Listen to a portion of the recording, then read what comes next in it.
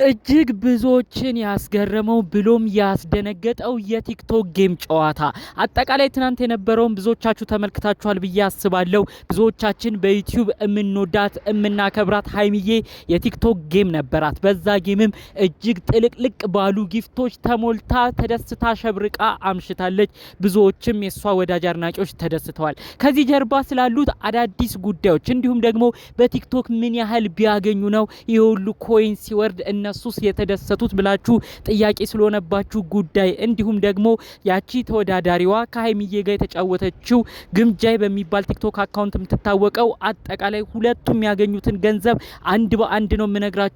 እጅግም ያስገርማል። ሁላችሁም ይህን እንድታዳምጡ ነው በአክብሮት ከወዲሁ እምጋብዛችሁ። ሰላም ጤና ይስጥልን ውድ የሀገሬ ልጆች፣ በተለያዩ ዓለም ሀገራት የምትገኙ በያላችሁበት ሀገር ሰላማችሁ ይብዛልኝ። የሀይሚ ወዳጅ አድናቂ የሆናችሁ እሷን የምትወዱ በሙሉ በእሷ ደስታ የተደሰታችሁ እንኳን ደስ አላችሁ።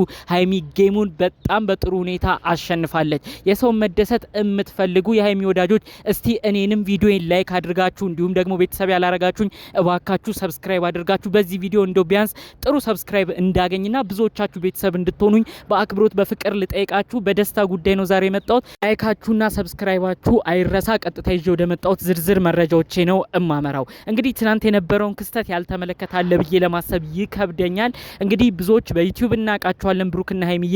ታዲያ ብሩክ አስቀድሞ ማስታወቂያ ሲሰራ ነበረ። ሀይሚ ጌም ልትጮት ነው እያለ ነበረ። ታዲያ ሀይሚ ከሆነች ግለሰብ ጋር ተጫውታለች። ግምጃይ በሚባል የቲክቶክ አካውንት ነው ያቺም ግለሰብ የምናቃት። እሷም ብዙ ወዳጅ ተከታይ አድናቂዎች አሏት። ከ700 ሺህ በላይ ፎሎወር ነው ያላት በቲክቶኳ። ታዲያ ሁለቱ ጌም በሁለቱም ቦታ ትውውቁ በጣም ትልቅ ነበረ። ሀይሚ ጋር እንግዲህ ኔትወርክ እያስቸገራቸው የመጀመሪያው ሰዓት ተቸግረው ነበረ። ግምጃይ ቀድማ እየተዘጋጀች ነበረ። በመቀጠል ከሚገርመው ነገር ብዙ ሺህ ሰው የነበረው ከ40 ምናምን ሺህ ሰው በላይ እየተከታተለ የነበረው ግምጃይ ቤት ነበረ ቲክቶክ ጌሙ ላይ ያሉ። በሀይሚ በኩል ደግሞ እንግዲህ ወደ 30 ሺህ የሚጠጋ ሰው ነበር ሲያየ የነበረው። በድምሩ ወደ 70-80 ሺህ ሰው ነበር እንግዲህ በቀጥታ የሁለቱንም ጌም ይከታተል የነበረው፣ ያው በተለያየ ቤት ስለሆነ ማለት ነው። በሀይሚ በኩል ያሉ አሉ፣ በግምጃይ በኩል ሆኖ የሚያዩ ሰዎች አሉ።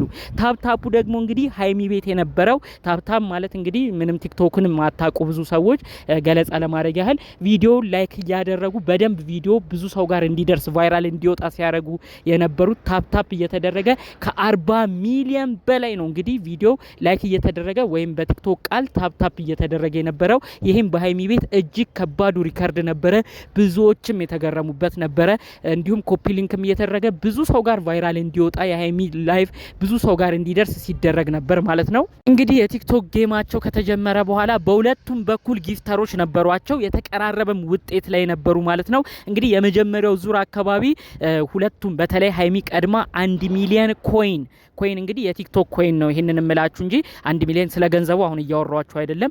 1 ሚሊዮን አሄድ ብሎ ኮይን ከማሳየቱ በፊት 800 ሺና 700 ሺ ኮይኖችን ሰብስበው ነበር። በዚህ በኩል እንግዲህ ግምጃ የምትባለው 700 ሺ ኮይኖችን ሰብስባለች። በዛ በኩል ሀይሚዬ 800 ሺ ኮይኖችን ሰብስባ ነበር። በመቀጠል የሀይሚ አድናቂ ወዳጆች የሚሰጡት ጊፍት እጥፍ መሆን ሲጀምር ደብል እየተባለ የሚቆጠርበት ቦታም ላይ ሲደርስ በጣም ከዛች በልጦ እንግዲህ በአንዴ 1 ሚሊዮንን አልፎ እሱን ተሻግሮ ተመልክተናል ማለት ነው። እንግዲህ ተቀራራቢ ነበር የመጀመሪያ ፉክክራቸው እንዳልኳችሁ። በመቀጠል የሀይሚ ወዳጆች አንበሳ ሲያወርዱ ነው የተመለከትነው። የአንበሳ ስጦታ ስንት ነው ለምትሉ አንዳንድ የቲክቶክ ብዙም እንግዲህ ስለ ጊፍቶች ብዙም ኖሃው ወይም እውቀቱ የሌላችሁም በዚሁ ልንገራችሁ። ቲክቶክ እንግዲህ ትልቁ ኮይን የሚባለው ወይም ትልቁ ስጦታ የሚባለው አንበሳ ነው። አንበሳ ለአንድ ሰው ሲሰጥ 30 ሺህ ኮይን ነው ለዛ ሰውዬ ሆኖ የሚገባው። በ30 ሺህ ነጥብ ያንን የሚወዳደረውን ጌም የሚጫወተውን ሰውዬ እንዲበልጥ ከፍ ያደርጋል ማለት ነው። ታዲያ ይሄ አንበሳ 30 ሺህ ኮይን በቲክቶክ ውጤት ይኑረው እንጂ ወደ ገንዘብ ደግሞ ሲቀየር እጅግ ሌላ ከባድ የሆነ ስጦታ እንደሆነ ነው በዚሁ የምነግራችሁ።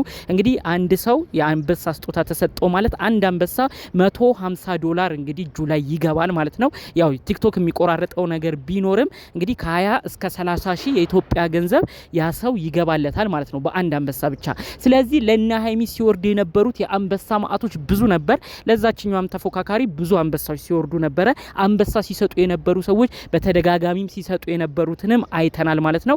አንድ ሰው ከራሱ የሚቆርጠው አንበሳውን ለመስጠት ወደ $300-400 ነው እንግዲህ ከራሱ ሂሳብ የሚከፍለው። ለዛ ሰው ሲገባ ተቆራርጦ $150 ሆኖ ይድረሰው እንጂ ያ ሰውዬ እንግዲህ ያንን የሚጫወተውን ሰው ለማስደሰት ለሱ እንዲያሸንፍ ለማድረግ ለማድረግ ወደ 300 400 ዶላር አውጥቶ ነው አንዱን አንበሳ የሚገዛው ማለት ነው። እንግዲህ እነዚህ ሁሉ ሳንቲሞች ተደማምረው መጨረሻ ላይ ኤስቲሜትድ ወይም ደግሞ የሚገመት ገቢያቸው ምን ያህል ይሆናል ተብሎ ደግሞ ይሰራል ማለት ነው። እንዳልኳችሁ 1 ሚሊዮን ኮይን ተሻግራ አይተናታል ሀይሚ።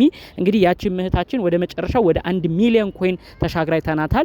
በስተመጨረሻ ሀይሚ ነው አሸናፊ ሆነችው። ታዲያ ይህ ገንዘብ ሲቀየር ኤስቲሜትድ ወይም ግምታዊ ነገሩን ስነግራችሁ 1000 ኮይን ብዙ ጊዜ $5 ሆኖ ነው እንግዲህ በቲክቶክ የሚመነዘረው። እዚህም 1000 ኮይኑ እንግዲህ $5 ያህል ከወጣ 1 ሚሊዮን ደግሞ ሲሆን ምን ያህል ያወጣል ተብሎ እንግዲህ ክሪስ ክሮስ አድርጎ ቀላል በሆነ ማትስ ወይም ቀላል በሆነ የሂሳብ አሰራር ማስላት ይቻላል ማለት ነው። እንግዲህ 1 ሚሊዮን ኮይን 1 ሚሊዮን የቲክቶክ ኮይን ተሰበሰበ ማለት ወደ ዶላር ሲቀየር ደግሞ $5000 ማለት ነው። እንግዲህ $5000 ደግሞ አስቡት እንግዲህ 1005 ከሆነ 1 ሚሊዮን ኮይኑ ቢያንስ $5000 ሊሆን ይችላል። እንግዲህ እነዚህ ደግሞ ተቆራርጠው የሚገቡ አይነት ዋጋዎች እንደሆኑ ነው ማወቅም የቻልኩት። $5000 እንግዲህ አገኘ ማለት አንድ ሰው ደግሞ በሀገራችን ባንክ በሚገኘው ምንዛሬ ራሱ ብናበዛው በ154 እንደዚህ ብናበዛው ባንክ በባንክ ምንዛሬ ወደ 800,000 እንደዚህ አይነት ገንዘብ ያመጣል ማለት ነው። ስለዚህ ይሄ አንጻራዊ የተገመተ ገንዘብ ነው። ስለዚህ ከ1 ሚሊዮን በላይም ሀይሚዬ ሲሰጣት አይተናል። 1 ሚሊዮን ሲሆን ራሱ 1 ሚሊዮን 1 ኤም ብሎ ቲክቶክ ያሳያል። ከዛ በኋላ ያሉ ጊፍቶችን እዛው እየደመረ ነው የሚያሳየው። ስለዚህ ከ1 ሚሊዮንም ትንሽ ሻገር ያለ ይመስላል። አጠቃላይ ከ5000 እስከ 6000 $7000 የሰራችበት ነገር ነው በዚሁ ላይቭ ላይ ለማወቅ የሚቻለው። ይሄ ገንዘብ ደግሞ እንዳልኳችሁ ባለው የሀገራችን የባንክ ምንዛሬ ሲመነዘር ከ900,000 እስከ 1.3 ሚሊዮን ብር ልትሰራ ትችላለች ተብሎ ነው እንግዲህ አንጻራዊ ግምት የገንዘብ ሂሳቡም የተቀመጠው ማለት ነው። የገንዘብ ሁኔታው በተለያዩ ነገሮች አፌክት ይሆናል። በሚሰጠው ኮይን እንዲሁም በሚላክበት ሀገር ቲክቶክ በሚቆርጣቸው የተለያዩ ነገሮች የመዋዠቅ ባህሪ ይኖራቸዋል። በአጠቃላዩ ግን ከ900,000 ብር እስከ 1.1 እስከ 1.2 ሚሊዮን የኢትዮጵያ ገንዘብ 1.2 ሚሊዮን ብር የኢትዮጵያ ገንዘብ ድረስ ልትሰራ ትችላለች ተብሎ ነው እንግዲህ መረጃውን አጠቃላይ አጠናክረን የደረስንበት በውስጥም ያብራሩን ሰዎች ማለት ነው። በሌላ በኩል የሷ ተፎካካሪ የሆነችው ተሸነፈች ተባለ እንጂ እሷ ራሱ ብትሸነፍም የሰራችው የሰበሰበቻቸው ኮይኖች ወደ 1 ሚሊዮን ኮይን ስለደረሱ እንግዲህ እሷም አንጻራዊ ከ700,000 ጀምሮ እስከ 900,000 የሚደርስ ገንዘብን እንደምትሰበስብ ነው እንግዲህ አንጻራዊ ወይም ደግሞ ግምታዊ የገንዘብ ስሌቱ የሚያሳየው ማለት ነው። እንግዲህ በዛም አለ በዚህ ሁለቱም ጥሩ የሆነ ጌምን ነው እንግዲህ ያሳዩን። ብዙዎችም የተደሰቱበት ጌም ነበረ።